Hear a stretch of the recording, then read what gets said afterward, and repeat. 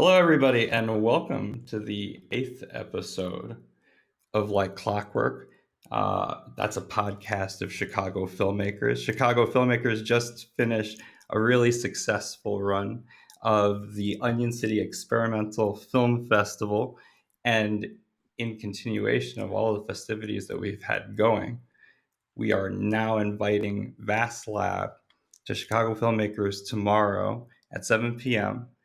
With a unique musical performance by Toby Kaufman Bueller. So I'm very, very excited to be able to be at that event, having gotten COVID over the course of the Onion City Experimental Film Festival, which was a big shame. But it is really great to commence our podcast again after a 1 week absence. And we're going to start with Daniel Bates, who is the founder of Vast Lab, showing tomorrow. And we're going to go around to Stephanie and to Jason. We're going to introduce themselves, a little bit about what they do, and then we'll start back again at Daniel, who's going to talk about a topic that drives his practice. Yeah, thanks, Michael. And good to be here with Stephanie and Jason and you. You again. It's been a while. Daniel Bates. I'm the founder of Vast Lab, which is a Los Angeles based nonprofit creative collaborative. Hello, thank you for inviting me to be here. Nice to meet you, Daniel. I have had, I guess, screenings at Fast Lab. It's an entity that I am putting together right now. Like, okay, right, humans run places that names. um, so my name is Stephanie Barber. And what else? And I just moved to Philadelphia. I live here. And can you give us a little bit about your multiple practices? Yeah, I'm primarily a filmmaker and a writer. I mean, I actually feel like I'm just an artist, or maybe I'm just a writer, and I think about my films as a sort of expanded poetry.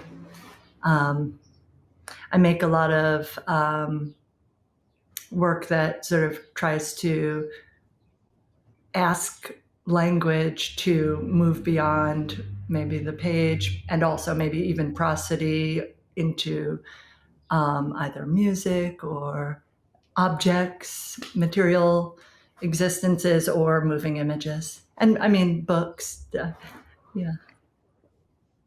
I love that. Thank you very much. And Jason, can I have you introduce? Hi, everyone. Thanks for inviting me in, Michael, and it's nice to be here with you both, Stephanie and Daniel. My name is Jason Livingston. I am presently in Tucson, Arizona for today's podcast recording, here for a few days, which maybe we'll talk about later. And I currently live in Buffalo, New York. And over the years, I've made films and videos, and I've done some film programming and some writing here and there. And I guess recently I've started thinking of myself as a media artist, as my practice has kind of grown in some different directions. Oh, this is going to be a very good show. So I always say that too. After every subsequent show, especially all the connections get immediately made, as you were saying, for instance, Stephanie. But I feel like there's a lot of like interconnected weaving that goes into this group. With that being said, I am going to pass this off to you, Daniel. Are you ready? I'm going to give Ready. you 10 minutes on the clock,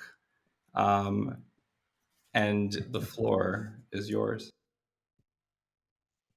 Cool. So can you guys hear me okay?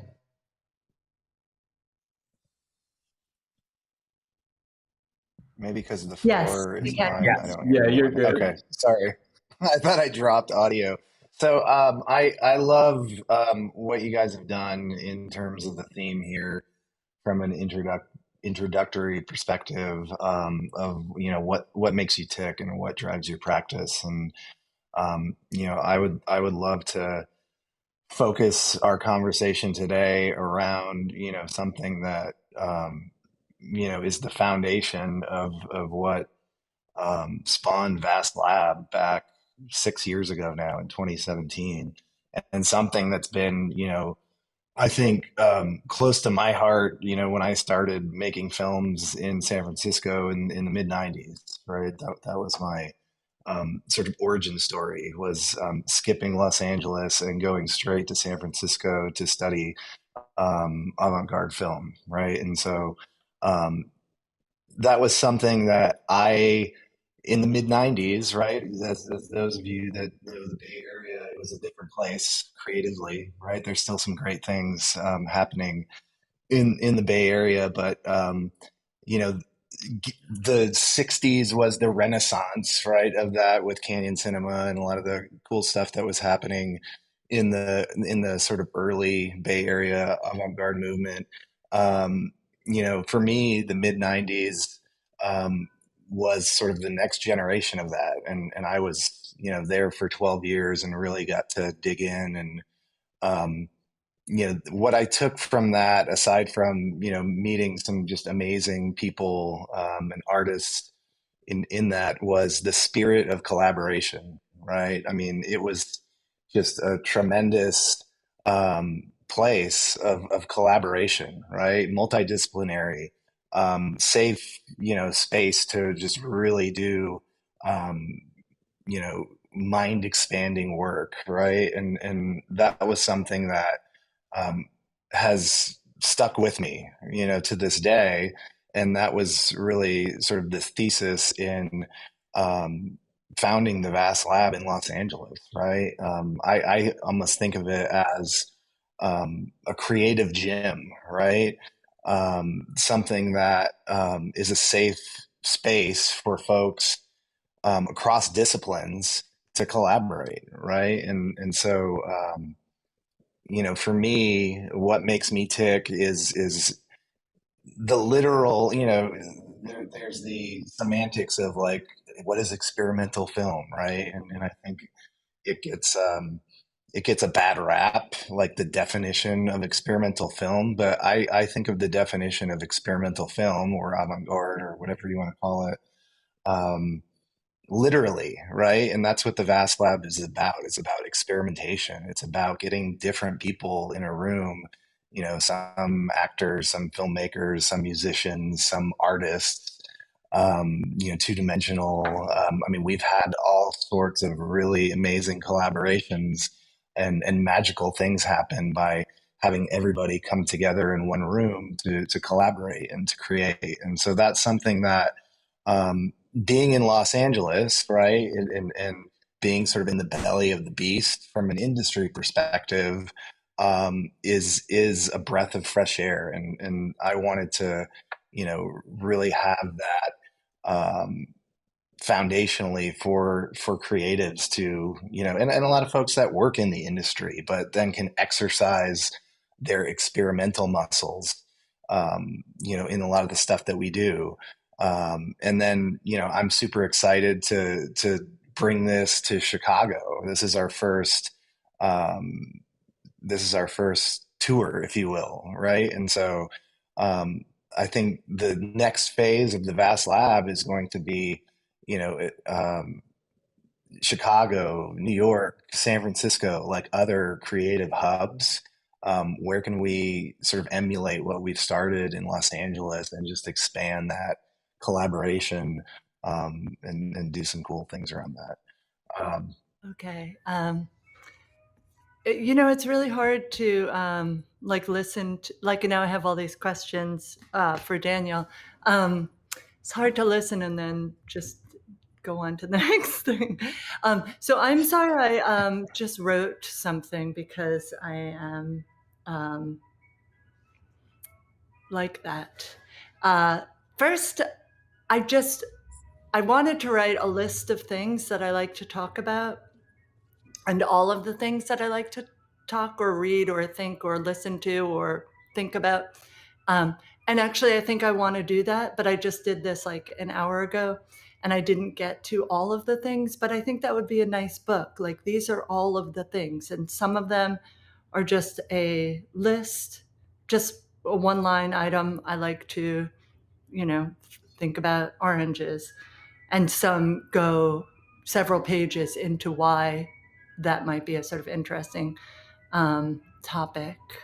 And all of the things that I like to think about are present in my work. And so I started with conversation, and, I got like 3 or 4 pages. So I didn't get to any other lists, any other things that I like to talk about that are germane to sort of manifesting work. So I like to think about conversation, the sort of wild, varied, and infinite forms that conversations take, the way that conversations are, necessarily collaborative. One maker of the conversation can't foresee where the discourse will lead, and so conversation is emergent, as understood by Manuel Delanda, our chemists, all the chemists worldwide. And there's an inherent makingness, which is perhaps the ascendant formal element of conversation composition, is that it is being made while it is happening. So this happening while being made, the unfurling of an event in time, like improvisational music, dance, etc., can go either way. That is, improvisational musicians with less than fascinating ideas still exist. And certainly this corollary exists in conversation as well. The way that conversations almost align themselves, this is sort of a separate topic. Another reason that I'm interested in conversation is that conversations almost always align themselves with quantum math and not the narrative arcs of Shakespeare and Hollywood, which formally, structurally reinforce the myth of cause and effect, and reinforce that sort of oppressive linearity. But I'm also interested in that arc. But I think a conversation that is not a fake one that I have written eschews that structure almost always. I mean, it may be also that there's no end to a conversation. I mean, yes, if you're on the phone, you say like, okay, well, that's it, goodbye. But it's not because you've solved the problem or ended, like gotten to all the points that you wanted to make. Or if you run into somebody on the street, it just happens and then it goes away. I like to think about how conversations can happen anywhere, almost anywhere and almost any time. One of my grandmothers was constitutionally unable to resist striking up a conversation with anybody that she encountered. And I know a lot of people with this gift. I mean, you guys probably do as well. But I really think that she was sort of the most extreme in this, and great at it, and also sometimes off-putting to people. And it sort of drove my mother crazy, but she is like that also now. And I am absolutely like that. Striking up a conversation on a bus or at the supermarket or with a person walking their dog is one of the pleasures of public life. And sometimes these conversations are routine, the weather or the dog's name or the price of eggs. But sometimes they can get really playful, really deep, or really terrifying. It's a roll of the dice out there, which is one of the deep pleasures of this sport. I have been rebuffed enough times to have learned, for the most part, not to shame myself or my non-participatory interlocutor. This is just a line I thought of, and I didn't really have time to go into it. Maybe you guys can think about it. Do people feel more comfortable beginning free or complex or strange discourses online than in real life? Another thing that's fascinating about conversations with friends or families or strangers, their alignment with different art movements, or, certainly because I'm an artist, I think of these corollaries all the time. The way a particular kind of tedious conversation or minimalist or almost like a serial composition, like a serial composer's work, those kind of conversations like, I like peanut butter, yeah, but not crunchy. Yeah, but what about if it's with banana? Like where you just kind of list things that you like, things that you don't like. That's a kind of regular conversation that people fall into. Um, and I find that aligned with a certain kind of pleasure in a tedious sort of artwork that, is maybe aligned with minimalism, maybe like a sort of post-Buddhist after the sort of D.T. Suzuki lectures at Columbia in New York in the 60s at Cage and Rauschenberg. All of those people attended those and then began sort of divorcing artwork from that sort of auteur stance. So these kind of minimalist serial compositions can compose whole relationships. Another something that I'm very interested in thinking about with conversations is where and when abstraction can exist, and what the sort of pleasure or displeasure of abstraction in a conversation can be. So I'm working on a long project right now, like a 5 or maybe 10 or maybe the rest of my life project called Dialogues, where I ask friends and strangers to read these 2-person sort of bifurcated poems that I've written, really short, 1 to 3 page long miniature theater pieces, conversational fragments. And so in one of those dialogues, and there's, a lot of them, and a lot have been shot and a lot more have been written. So they cover a really wide range of topics, but several of them keep coming up with this question of abstraction or understanding or not understanding. There's one in this piece called Han Han and Amnet, where Han Han says, they were talking about something else, and Han Han says, that doesn't make any sense. And Amnet says, the flight path of the cardinal, the opening of a mimosa blossom, the sonic utterances of deep sea creatures, the complex messages a dog smells. We can't make sense of every communication going on around us. Not every gesture needs to be interpreted. And Han Han says, but 2 people talking, you and I, there's an expectation of understanding.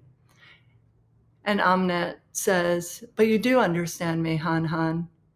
And Han Han says, not always, Amnet, not always. In another one of these dialogues, another character says something similar, something like, somebody says, I don't understand what you mean. And the other character says, I don't have a mission statement for everything I say. I just said it. And her interlocutor says, well, like how pleasurable for me, and then just goes on to list hundreds of words in complete nonsense. So particularly it doesn't quite happen in conversation that's not scripted or performative, this devolving into abstraction or evolving into abstraction. I think that in the real world, it can be sort of painful or alienating to all of a sudden not understand what somebody's saying or not be working together towards understanding an idea. I think certainly we all have friends who slip into deep play, and maybe that's different. But there's often a union there that's not accommodating pure abstraction. I'm thinking about Jackson McLow's book, Words and Ends for Ezra, just these totally small fragments. That would be quite terrible to have a conversation with somebody like that. It might be really fun, actually, but it wouldn't be fun for a long friendship. I don't know, maybe. We have conversations with our non-human animals. So, maybe I want to think more about that. So I already mentioned conversations can be boring. I'm thinking of Tershing Shea, Merrily, later Menu Kelly's, thinking about like Daily Labor, Michael Snow, Vanessa Place, are sort of corollaries to like what may or may not be considered boring conversation. And then obviously conversations can be dramatic or argumentative. This is something I like to think about, which is maybe ancillary to just thinking about conversations.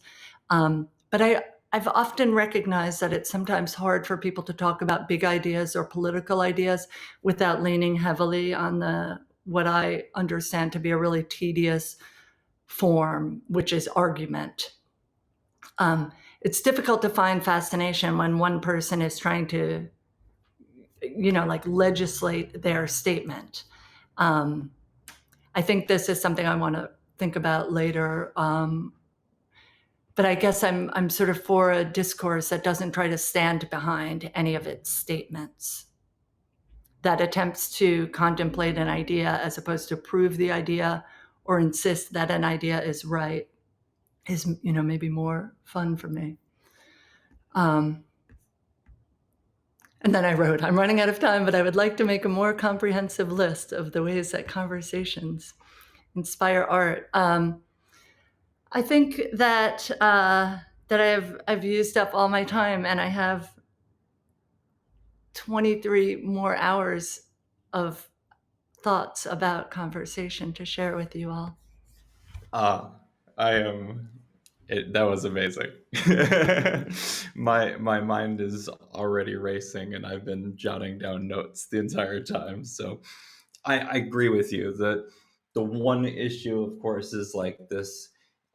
The way that the clock works in the circle, you do want to be able to immediately respond to all of the things that kind of get your mind going. But I'll say that before I go further down this rabbit hole, we're going to tie everything back together. And I think that once it gets to stewing and marinating, we'll continue to pull up a conversation with a lot of quantum ways forward. So thank you so much, Stephanie, for that. That was amazing. I'm going to be passing this off to Jason.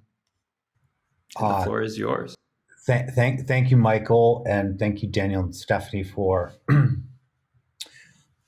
getting several balls rolling. I find myself totally now beguiled and deliciously distracted in the most generative ways from things that you all have said. And I'm gonna plop some things around in some nonlinear ways, though there is something of a map to this. First of all, Stephanie, I want to respond to something that you said, because I happen to like my peanut butter smooth when it comes to, say, carved up apple slices or celery, though I like my peanut butter crunchy for sandwiches. So I felt that was important to mention. And there are a few other things that you said, Stephanie, that I'm going to kind of wend my way through about some of your questions about conversation and your many insights. Perhaps the last one actually aligns with something I wanted to dip into, which is what you mentioned about the unfortunate though not necessary, recourse to argument around something like politics or positions that might be political. Um, I'm a long time sufferer from some of those tendencies, which means that I have a passion for certain aspects of that. But I also have a long time interest in kind of like churning and chewing and rendering with those positions to approach a horizon line or to try to establish a horizon line at varying distances, which maybe could best be described as ambiguous. And it's something I've been thinking about more so recently, and deliberately trying to think about more so recently, insofar as I feel personally, perhaps like others, that I'm myself still undoing some of the damage of Facebook. Facebook is not the only social media platform that has altered the way we speak with one another, altered the dynamics between us, shaped conversation in particular ways, and certainly particular ways that maybe chip away at. You used a word that I'm quite fond of there, Stephanie, fascination. But I'll pick on Facebook for a second, and also mention that once I got off of Facebook, I did start rediscovering part of my brain again, which I appreciate. But I'm still kind of undoing some of the damage of that, or like condoing my consciousness, ferreting around in the apartment of my head, and finding some tendencies there to dig into a position where what I'm hoping to do more so these days is see what's there. And in some cases, it does mean, like, yeah, that seems right. And in a lot of cases, I want to turn that into a question. And so around that question, I want to just share a little bit with you. And this may turn into a little bit of free association. We'll see. I'm not sure. And some of that sharing might be enabled by the isolation I'm now feeling. For those of you out there in the listening world, the way that interface is working right now is I'm on Spotlight. I can't see anyone else, and I'm feeling rather alone, and some psychoanalytic instincts maybe are coming out. But why am I here in Tucson? Like, what am I doing? I came out here to spend some time with this interesting organization called the Salt of the Earth Labor College, which is about 30 years into its existence. It's something like a free school, but it's not quite a free school. It's not spelled with a K, and it's not young folks running it, or even old anarchists running it. What it is fairly explicitly communist, and it takes its name from the 1950s film Salt of the Earth. In fact, some of the people who were involved in the production of the film were involved in the founding of this organization. And they were gifted a house some years ago in South Tucson, and they do a lot of community organizing, education, film screening, lectures. It's a bit of a radical hub here in Tucson. And I learned about it on a previous visit when I met up with the current director, a guy by the name of Joe Bernick. After I had rewatched Salt of the Earth, a film that has become quite dear to me, and I recommend it to folks if they haven't seen it. It's a feminist, labor organizing, militant, hybrid documentary fiction marvel, directed by one of the blacklisted Hollywood 10, Herbert Biberman, and it draws, with the exception of a few of the star performers on for its cast, the strikers who arguably successfully, struck Mexicans and Mexican Americans who struck um, in a mining community outside of Silver City, New Mexico, primarily around the fact that the so-called Mexican wage was pinned lower than the so-called American wage. So it's a wonderful film, and one of the reasons it's wonderful is because it's surprisingly funny and tender.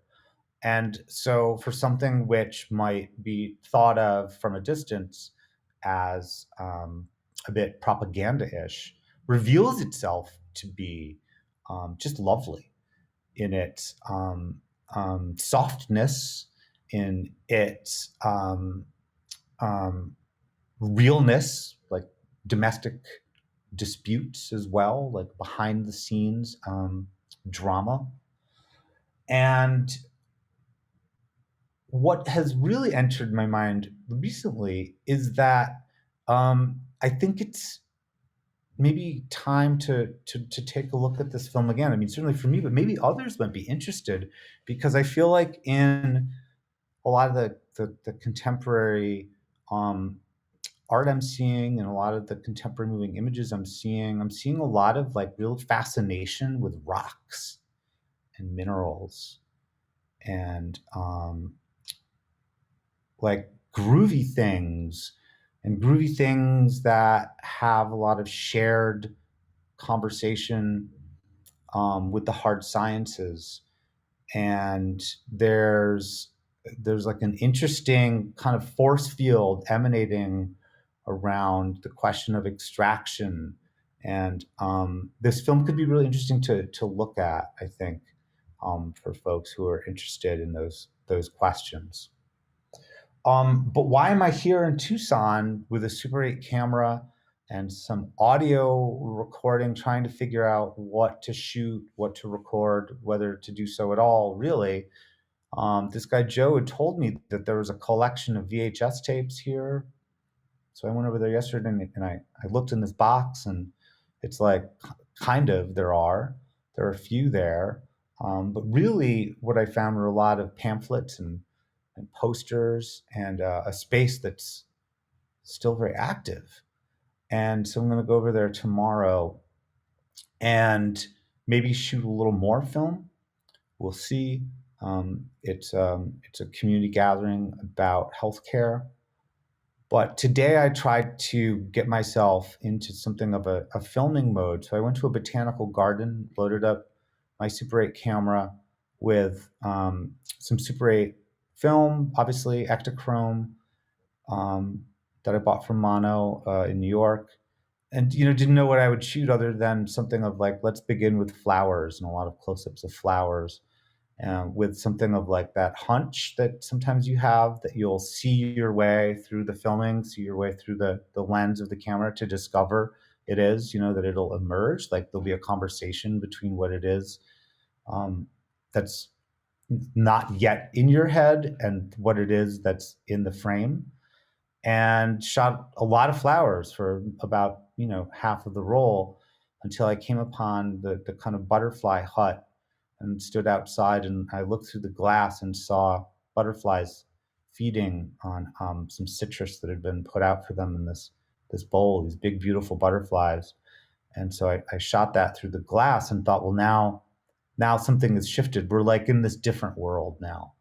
And so what I had dismissed before as kind of kitschy, I decided I had to return to, which is these like Lego animals that had been set up all through the botanical gardens. And so set about shooting for the remainder of the roll, quite close up, these animal faces, and tried to find framings of them where it might take a viewer some time to even pick out the features in the faces to reveal that they were even faces. So I'll maybe land there. Thank you very much, Jason. That's amazing as well. I know that I have a tough task ahead of me. This is the time where essentially I will blend us all together into a group after I give a little bit of a breakdown of what my brain was able to take in during that period of time. Now, again, mind you, I feel like I'm at a particular loss of words today. It seems really strange, actually, now that you're mentioning it too, Stephanie, um, and not to like take it back to like my own recent experience, but the way in which you were describing the conversation, how it flows, and being in this quantum state. In many ways, the conversation has an audio map very similar to that which you would think of as like the fractal patterning of capillaries or tree branches, things that are following along that route, attempting to find their way into the next spoken phrase, but so as to maybe it's not actually to speak a certain significance as you're saying, but it's to enact a reaction that has a corresponding internal place. And so when I was hearing you speak, and knowing too that like as your practices in particular, not just in words but in conversation and podcasting, for instance, is a very I think bland way of stating it, but like the idea of broadcast and of broadcast conversations. I really appreciate everybody's willingness to sort of throw themselves at the construct itself so as to render from it the type of sort of freedom of thought that I think that potentially can actually generate, maybe in fits and starts, inside of a construct that's recorded to begin with. I always personally wrestle with the recording, as the instrument seems to predictate for me many of the places that I would arrive at. So I try not to look into the recording device itself. I think that speaks to sort of the way that I view conversation as a whole, as someone who was bullied, and many of my early memories that were not family based were based in family or family friend based, which was like Latino family and like a lot of other Latino families from Long Island, Central, South America, Mexico, this whole like group of like woven families that we would get together. But the school and my sort of exposure into public education formed a little bit of hesitance towards conversation. Not necessarily that I didn't want to speak or that I didn't want to express myself, but rather that it was the thing that got me more noticed as somebody to pick on or to further to treat in pretty miserable ways. So it gets you to the point where you have an anxiety about any sorts of bearing of the soul or vulnerabilities or this conversation that we're talking about within any sort of public setting, or to speak to your peers, which is also another reason why we all know each other to some degree, at the very least, is because that I think for all of you, actually, my correspondence begins with you online. Some of you I've never spoken to till today, but I've spoken to in bits and pieces or responded to your work or comments over the course of years. Daniel, I've known for years, but I know Daniel because of the great experimental filmmaker Carissa Hahn. And Carissa Hahn was showing work at Vast Lab. I saw it online. Carissa encouraged me to reach out to Daniel, and I did. But that's and I associate so much with Aldo Tambolini, but I can't help but do it when the conversation that we've had so far is so interwoven with Aldo. In the sense that Daniel actually showed Aldo's work in the first iteration of the Experimental Fest, or his second iteration of the Experimental Fest, 2018, I think. And he's passed on since, but it was really amazing to be able to show two films of his that had been rescanned, and I did the scanning and the color correction for, so that we would have like a new way of seeing Black plus X and Black TV. But I also found that Aldo's work was poetry and conversation. In many ways, it was using new technologies to continue a sort of creative task that began in poetic form and extended outward through any media that it could find its path within as a form of its expression. The other aspect that I found most from Aldo is this way in which that form that you're speaking of not the form of boredom. He was very much in the form of a sort of, if anything, gestational, durational spectacle, that form that actually rises to the point where it's like a kind of cosmic trance, very much similar to what Los Ingravios has been saying about their work as of late too. But I guess in some degree, to some degree, that duration plays a major part in this believing of quote the boring conversation, as Stephanie is getting at.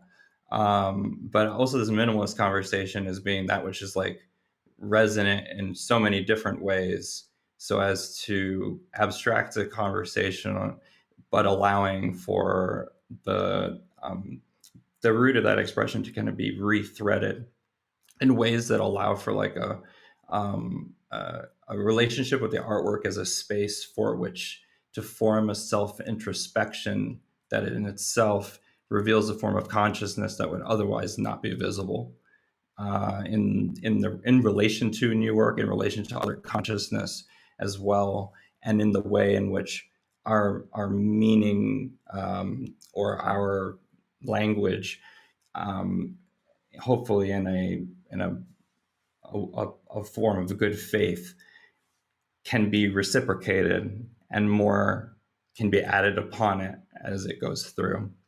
So I leave it with these things kind of reminding me, especially when you're speaking about going to the residency that you're currently at, Jason, of the sort of political resonance that's there as well, and what happens in arguments and what happens in a conversation that cannot achieve that refolding. It's like a abrupt breakage instead that occurs. I find that unfortunately that has been the case often. There's more breakage that occurs in discourse, but there is also a way in which the expressive with an open heart can find at the very least a place to play around, and so I hope that this serves that purpose. Just like I will say, Vast Lab served that purpose for me in Los Angeles. So as a kind of sandwich over it is a juxtaposition of works that are playing, and maybe like one could say from like a more I don't want to say cynical, but a darker perspective, what happens at Vast Lab can be like what happens in the cut up and the word virus, and of course Burroughs takes it a very negative, droll language to describing what happens when works get juxtaposed together in this quote randomness, which whatever randomness is. However, I find that VastLab allows for different things to sprout together, to play together, to dance together, and sometimes to critique it, counterpoint with one another. As a space, as an online platform, obviously it changes wherever it goes, but to have some live element introduced other than even the live element of being in a theatrical space and the architectures of that space and what that does to change or to diminish or to augment the conversation that the spectator is having with the screen. There is a way in which that also very much ties back to the interdisciplinary approaches that are at the heart of breaking these media controls or these media specificities within how we judge or think about each other's expression. With that being said, I'm going to send this over to our main group. And basically, it's free form. We can speak to whatever comes up. And if there's silence, don't worry.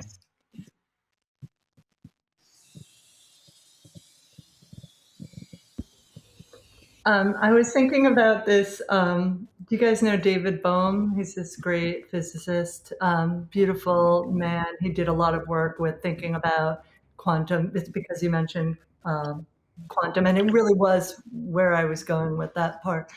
That sort of like rebuttal of cause versus effect. But he is so catty about Niels Bohr. It's adorable because he's such a super gentle man. He has all these long conversations with, like about sort of Buddhism and the alignment of Buddhism and like quantum math and quantum physics. But he's really catty about Niels Bohr because of his lack of coherence, which I find beautiful. I'm sorry. He really talks a lot about coherence in a theory. And I was also thinking about Manuel de Landa, who does that as well to, hi baby, to his love, Deleuze, right? He's like he's sort of the foremost Deleuzian scholar, but he constantly speaks about how poorly he expresses his ideas. It's crazy, right? I'm just going back to your thoughts about. I will say that, yes, Bohm is a huge part of a recent thread of my own work and thinking about, oh man, beautiful thinker. Amazing. And just thinking about different ways of interpretation of the implicate order and the explicate order and thinking of I guess in the most layman way of speaking about it is, if one were to say that there's a space of intention within a metaphysical way of viewing your consciousness, that there actually, to somebody like Bohm, is a further separation between that order, or where that order actually exists as a form of an existent material, and the outer, or I guess the explicate, that which is visible, that which is seen. And the part of and that's a very kind of gross simplification of what's being said, and into terms that reflect on consciousness in particular, which is one aspect of it. But the idea being that with the double slit experiment, right, with the light experiment, the fact that consciousness changes the expected outcome and results of a particular experiment, then makes the experimenter and the consciousness itself potentially a player within that experimental method, within the scientific method, and creating a potential fault that might reveal itself, for instance, when it comes to models of quantum nature. So what Bohm is essentially getting at through his work is that this other um, platform of understanding the way in which consciousness, and in part, in which the way in which consciousness interrelates to that which is in that explicit order, is part of the thing that can be solved with this sort of conversation, this way in which the consciousness of multiple conduits form an information pathway back and forth. But that's exactly right, Stephanie. I feel very much akin to a lot of the exploration into Bohm. I don't know if I'm using it in any way correctly, but that's a different story. Jason, you said something about establishing a horizon line, which is something I think about a lot. I've made 3 films about the horizon, and particularly the sort of false hope of the horizon, like this orienting point. Certainly the way that Hegel writes about the horizon is super interesting. But also, my sister is a merchant marine. She doesn't go out to sea anymore, but she was a merchant marine for a long time. And yeah, I don't know how that's germane. Just thinking about the way that I worked for a while on a triple masted schooner in the North Sea and had to stand watch and look for the horizon line. And the sort of like, we can never get to it. It's such an optical illusion. It's always elsewhere. It's like a false orienting space. I love that. Yeah. I didn't know about your personal experience there, Stephanie, but I've seen boats kind of come and go in your work, I guess, over time. Yeah. So that's interesting to know there. Yeah, I guess I made a film not long ago, trying to put like different iterations of horizon lines into conversation with one another, as it were. Horizon lines in landscape photography, and then like utopian lefty horizons. Right. And try to see like what happens when they mishmash, because they kind of make sense to talk about with one another, but then they don't, and like some of that incommensurability to me gets kind of electric, actually. When the things don't quite belong with one another, especially out in the U.S. West, where there are such pronounced, like articulated traditions that, with a lens, put that horizon line out there with such importance, or they establish it as a place of sight, and or to be cited, and then trying to then kind of yoke that with some anarchist thinking about Earth defense. But in the end, I mean, at least in that film called Ancient Sunshine, it doesn't really do much with horizons at all, or it actually, now that I realize it, kind of moved into like an animal rendering again, which is a place I find myself a lot these days, kind of getting brought into like some fascination there of animals not looking back, but me wanting to look at them. And there's like some writing on that, like that John Berger essay, and people out there interested. But I try not to get overly committed to the scholarship or something when I'm shooting. I feel like that is good inspiration, but I rarely talk about that I try not to talk too much about what I read when I talk about what I make, even though I read a lot, if that makes sense. Or I find that to be something that I have like some caution about. I forget who it was. I once saw a video years ago that actually had footnotes at the end, and I was like, "Oh, that's an interesting solution." Like, because then it's really then it is like a film essay because there are footnotes, and I've never seen that in a movie before.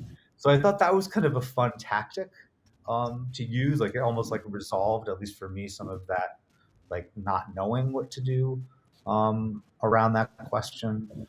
I'm kind of thinking out loud right now and maybe going a little bit off the rails a bit.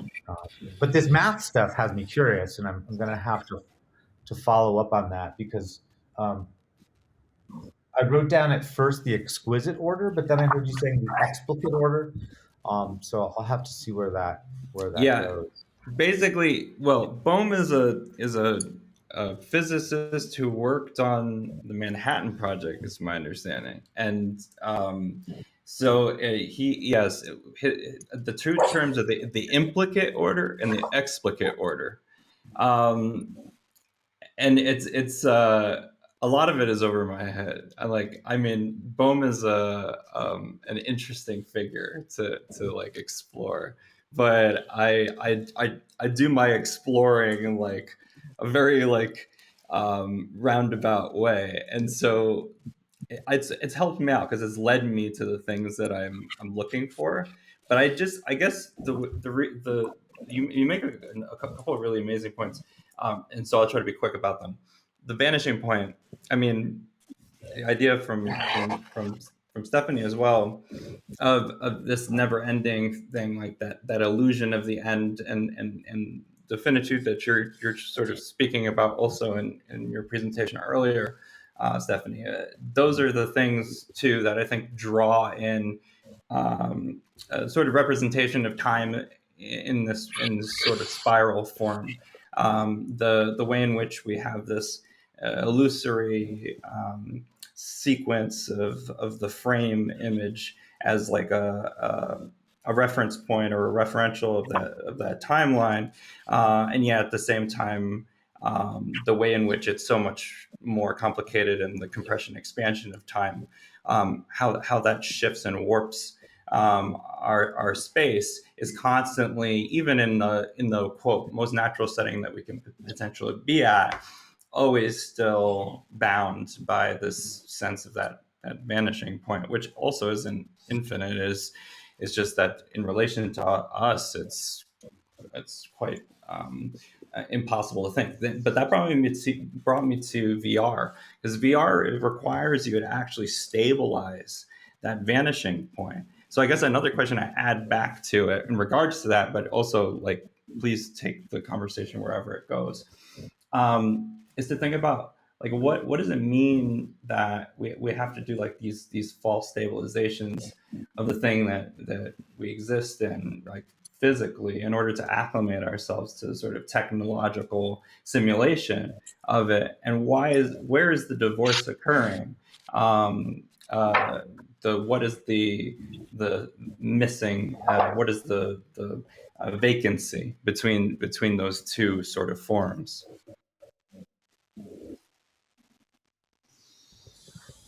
Do you mean in the developing of a tomography to make a VR?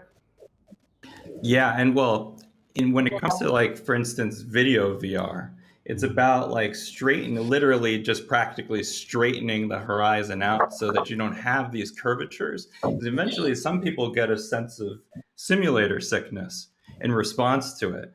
That's from a practical perspective. Well, I guess I also mean like, yeah, there's also something to the stability, the rigidity of even the mechanical horizon being set for you within game engine, for instance.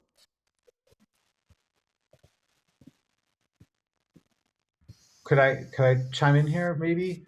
Yeah, because I actually really have nothing to say about like anything engineering or even figuratively engineering about VR, but I'm kind of dying to know, and this may be related, Daniel, because you mentioned that you had some very formative years in San Francisco in the 90s. And I mean, this could be really off base, so feel free to ignore it. But like in terms of something like setting a horizon and the question of tech and expectation, I mean, the like alternative and oppositional scene in San Francisco in the 90s was pretty fierce, with the emergent internet being commercialized.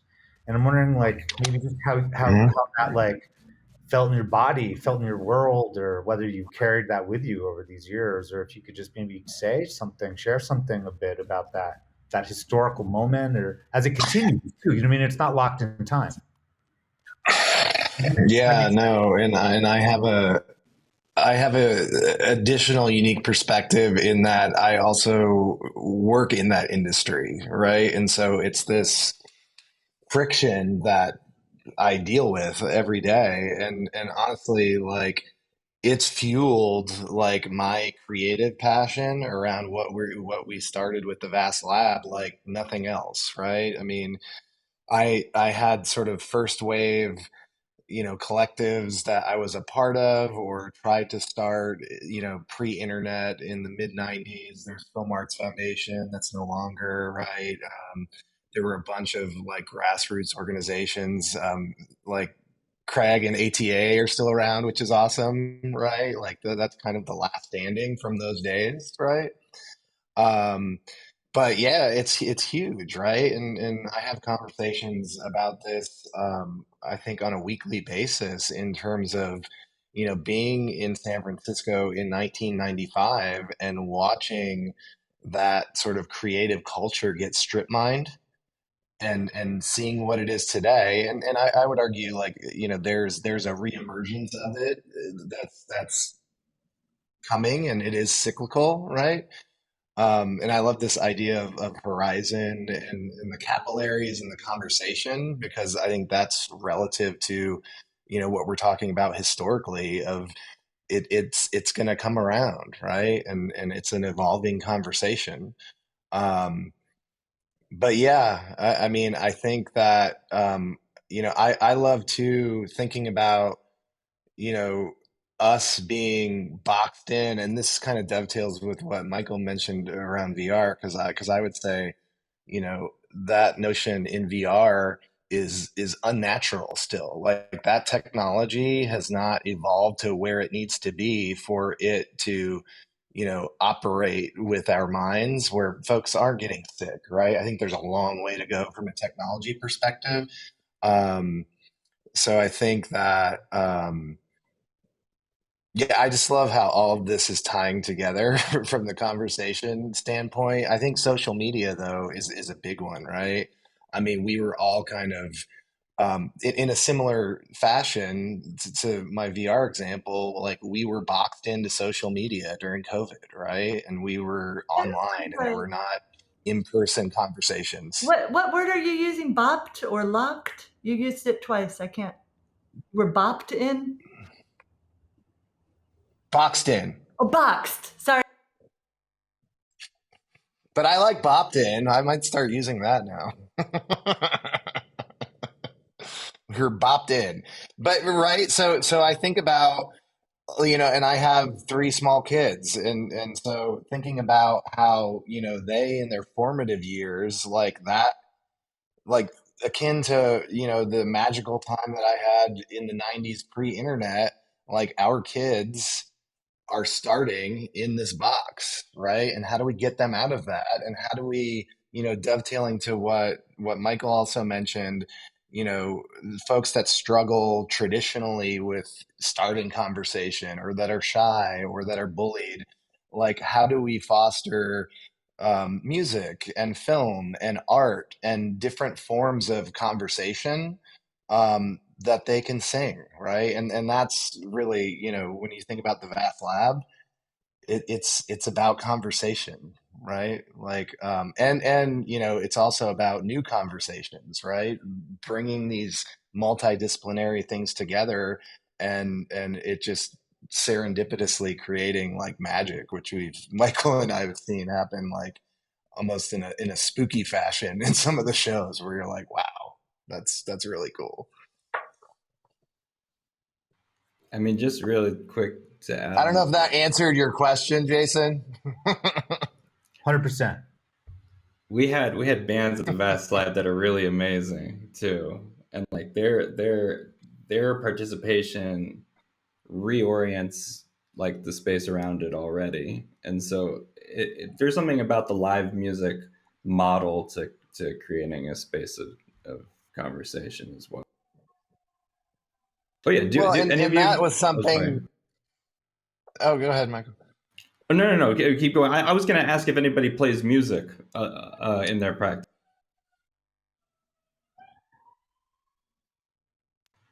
I play I know. music. I feel Yeah, like, how does that affect your practice? oh, I feel like, should we just let Daniel finish that sentence and then we can move to this next topic? Absolutely. Maybe it's gone. Yeah, No, I yeah, was. sorry, buddy. Yeah, it's probably gone, but it's changed. I think that that's going to be the interesting thing. Like as we're dealing with this hybrid thing now, like post COVID, like how do we like what is a conversation now, right? Like people are finally getting back in person and doing stuff, right? There's still a lot of things happening like online that I would argue are unnatural, right? Because we were forced into that. So I think it's a fascinating topic that we've come to here.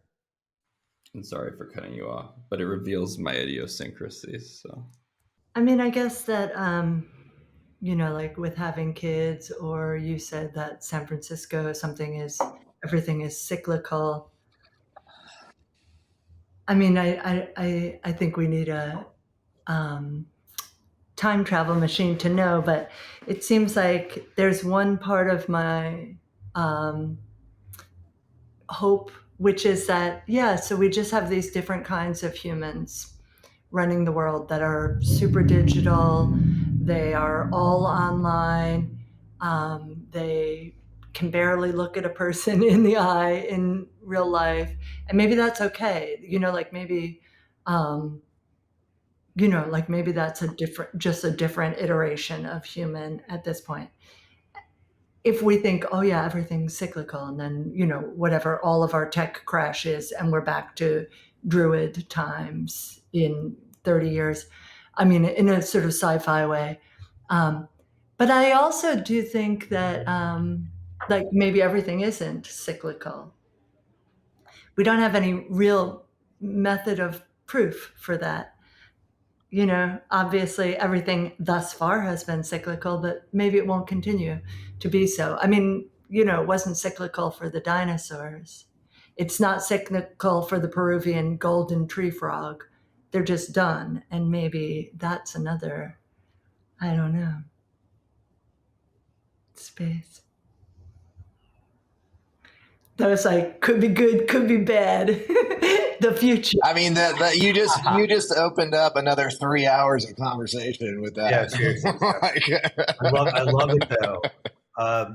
It depends on the time scale, huh?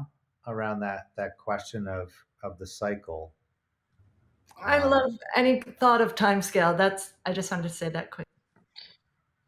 Do you, Steph, because you were about to chime in about playing music, and I'm wondering how like that entree for you into time or scales, if you will, chuckle, is part of your practice.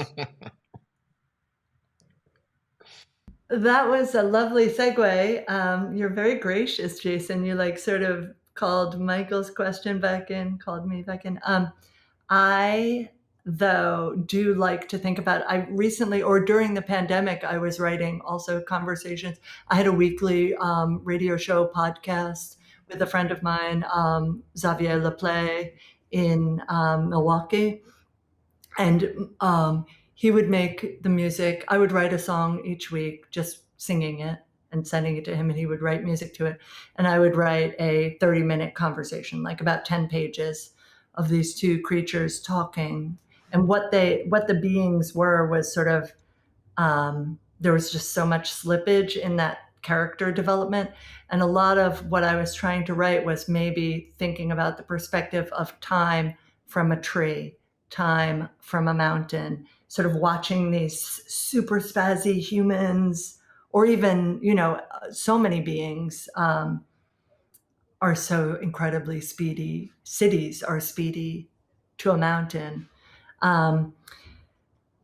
Yes, and I play music, but maybe if we don't all play music, it's not really that fun for me to just monologue about that. I was raised by a musician, though. I was raised by my grandfather, who was a very serious, real musician, which I am not. And I mean, I am serious, but I'm not, like, I can't really do anything very well. And I think that what I understand from music, it's about pacing. It's about, being able to pull up humor or sorrow or change. Yeah, I love what you're talking about with the cyclical. I mean, in the sense, it's I like to play around with the spiral, because the spiral for me is a thing that's like a relic from being a kid, and it's in itself, it's both played and it's also beguiling still to me. But in its natural iterations, it's really more of like a way of mapping a type of growth, right, within that time scale. And that interests me. But it's also just like a ribbon. It's just like a and you're right in the sense of the time scale. Although these shapes sort of play a role, they still only play a role within a very small, visible scale of what it is that we can see, or that we can even imagine to see. And so we're reduced in sort of minute sense. I find that the music, though, iterates the sort of like that sine wave. And there's just there's sort of like those absurdities to it that don't quite make sense to us, because we are grasping at straws to some degree. I also wanted to say this is amazing. My brain is going to be going for a while. I wanted to ask Jason, as a person that sort of like is earnestly involved in trying to make the world a better place for humans. No, you don't think you are?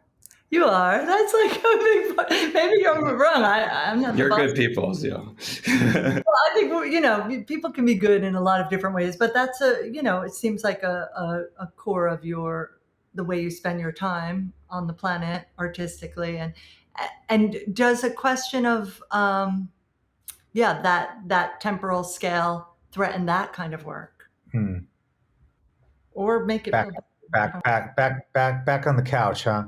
And one of the reasons I'm kind of talking about the couch is because, I didn't join you on the couch. When was that? 2019, Stephanie, when we crossed paths at I don't know.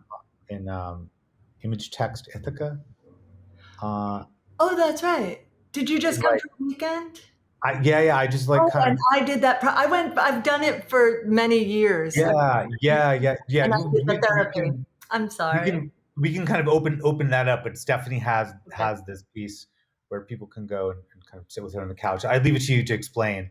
But I meant that as like a little bit of an inside joke, but also more broadly, because for me it really is like it's like a hang up, like this political thing, because I'm a bit of a red diaper baby, in terms of being raised by like Trotskyists.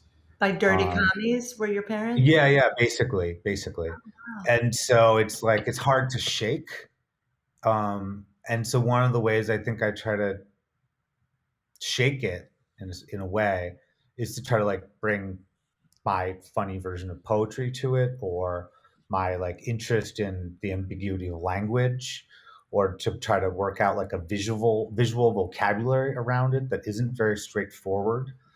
But yeah, so it's, for me, it's like when they say, it's like the struggle is real. It's like, yeah, it is a struggle. Like um, so I don't identify really as like an activist or anything like that. Like I try to pitch in, but but I have these dreams, Stephanie. Like, if anyone's out there listening, like I've applied to go to the film farm. Can I please get in? I just want to go to the film farm for a few weeks and get involved in some process and like kind of rediscover my fingers and like maybe I'll think about timescales and fossils and remediation a little bit, but I want to just kind of keep keep it close to the earth, in that sense. And when I say keep it close to the earth, I mean that's like kind of closer to an imaginary space in my understanding of it.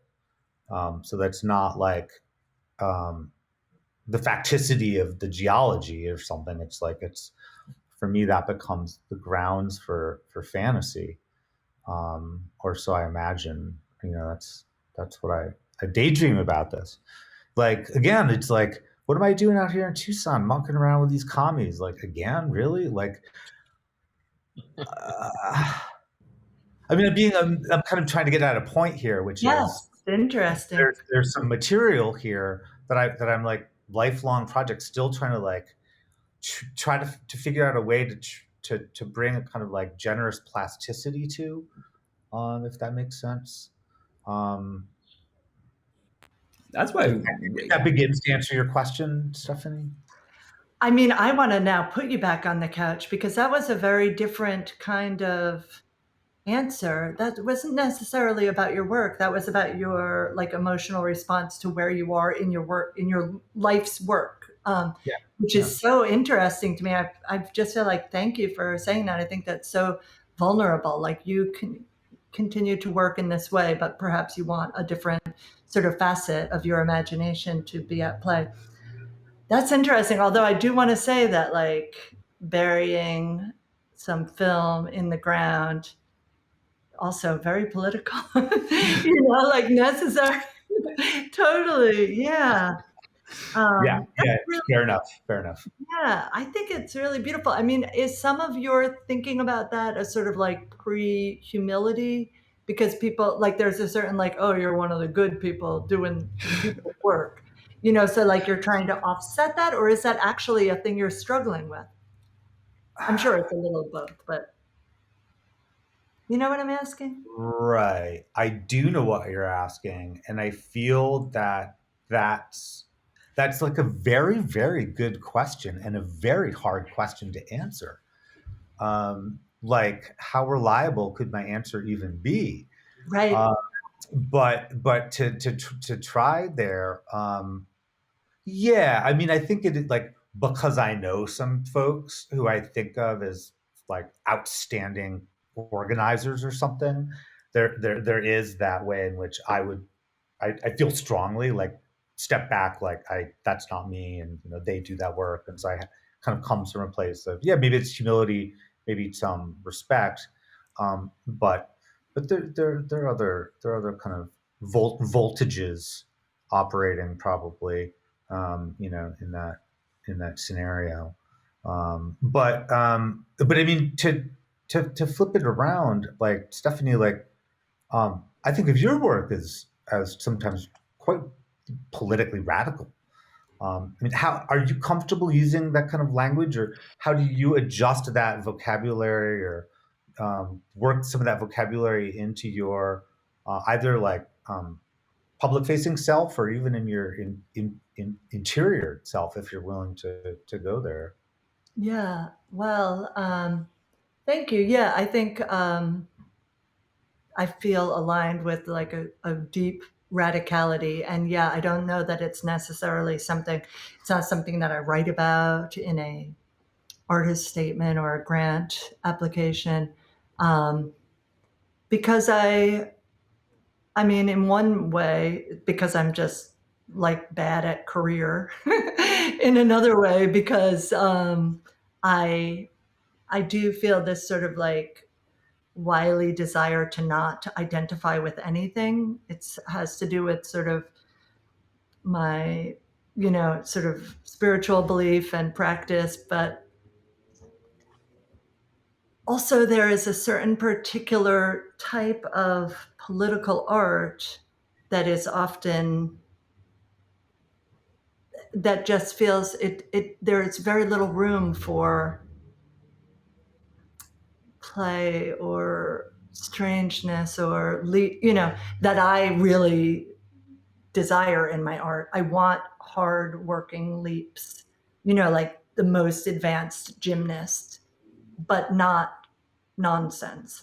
Um, yeah, and so I don't think I write about that or think about that, but there's many of my films and books. I mean, obviously, Trial in the Woods is a play I just that was just published last year, which is essentially an abolitionist text. It's an all animal, like non-human animal cast, a courtroom drama, essentially, quite political, but I don't think I would mark it in that way, or it's just not my, it's a good question. And I don't know. How about Daniel? I feel like starting a space where you invite people to come and play is also necessarily, whatever you want to call it, political, like that sort of platform building. I mean, yeah, maybe organically, like it could be like something political could come out of it. I don't think that, you know, intentionally, like the birth of that is collaboration, but where it may go could be and has been political, right? Um, yeah, but like I mean, it's not. It's more of an organic because what's happening is you have whether it's social media or whether it's the industry, like folks need the outlet, right? And especially in Los Angeles, right? And so and especially in the San Fernando Valley where a lot of like the creators live, right? Or musicians, like a huge session musician um, crew in the San Fernando Valley. Um, they're almost magnetically attracted to like what we started, right? And so I think it was interesting. I think I've used serendipitous several times in the conversation today. Um, there was so much serendipity in terms of just introductions and gelling and it hasn't been just Los Angeles. I mean, we have our Vaslab Experimental Festival, which tomorrow night in Chicago is a third of what we produced in November. It's international, right? I mean, we have like amazing work everywhere, and that's something that I would like to, beyond just like the domestic roadshow that we're doing. I mean, I want to take this, to where our collaborators are coming from. So yeah, I mean, there is definitely a political instrument like that plays itself at certain times and places in the shows. But I don't think it's not, the surrealist movement or something that was structured politically, if you will. It sort of just is this amoeba. Unfortunately, I know the false constraints of time have come upon us. We are about to end the program. I unfortunately have the task of essentially just saying bye, and then once that happens, then you and I we don't see each other. So just know that when I hit the end event button, we're gone. We're deployed out back into the world from this little kind of like cube where I sit there and try to avoid myself the whole time, looking at the oh, and Stephanie has brought out a cat. Things have changed now. There's so much to say. I mean, like that's the problem with where we end up going, because then I'm thinking back to also Jason, what you were talking about, and how you're at a point where you're thinking about the process of acting manually upon what the thing that stuck out in my head was you were talking about the facticity of that geology, right? The way in which oddly enough, the natural has become sort of like in itself a evidentiary of the imaginary, and vice versa, this political crap we have to deal with. Meanwhile, I mean, I really wish that we had more sound effects of the cat. I'm going to potentially add fake sound effects of the cat. So there is a cat. And the good thing is that people on Vimeo, they'll get to see this. But I will do my best to actually make probably corny. I'm going to be honest with you, Stephanie. I'm going to go for full on schlock. But that being said, like a lion purring, or just like really close to the mic. Think this being needs any shock. That's an incredible. Oh wow! What a lovely. Oh, I'm both. I'm sorry, I didn't definitely mean to, a cat like, person. She was listening, so I didn't want to exclude her. Oh no, please no. I think that we were talking about animal conversation this whole time as well. Well, that was another thing we could have talked about, because actually both Jason and I use a lot of like non-human animal thinking in our work. And maybe Daniel, I would love to see some of your work. I haven't known about it. I'm so sorry. Yeah, I'd love to see. Yeah, we didn't same. talk about what you made or make. I think we're gonna have to. Well, in No? some form or another, I will say this. Part 2. There must be a part 2. I mean, I will say this though. Okay, is it all right with everybody? Daniel, can we give you the last word to talk about that and to answer Stephanie's question? Take as long as you want, and when you're done, you have to say bye, and then I'm gonna end the event. All right, I don't have a mic. I can drop my AirPod when I say bye. No, thank you, Stephanie. I'm traditionally trained as a photographer, so that's something that I got into when I was 13. Like I learned like zone system and how to use a view camera, and spent a ton of time like going to Yosemite and doing landscape stuff, and really that was the beginning. At the same time too, I was doing like a lot of old school like VHS stuff, back in the 80s. So my work like started in still, right? And still does, right? Like I do a lot of photography. I think my video work is very short, and time is I would say if I have a theme across a lot of the stuff that I do, it's Chris Marker-esque, like slow film, like a lot of time lapse stuff, a lot of thought and contemplation. Is sort of, and I'm a huge black and white fanatic. So I love black and white, like aesthetically and thematically, right? And I also, in the last, I don't know, 5 years, I've gotten addicted to modular synthesis. So, and that started like by us having shows at the Vast Lab with just like amazing like modular synthesis, and I got hooked, right? And I've always been not a trained musician, but like I have like an ear for it, and taught myself how to play piano and whatnot, and been like an old school Howard Jones fan. So I think for me, it's always been about um, music and visual imagery, right? Have been something that I've always been passionate about, and that dovetailed with what I mentioned in the beginning.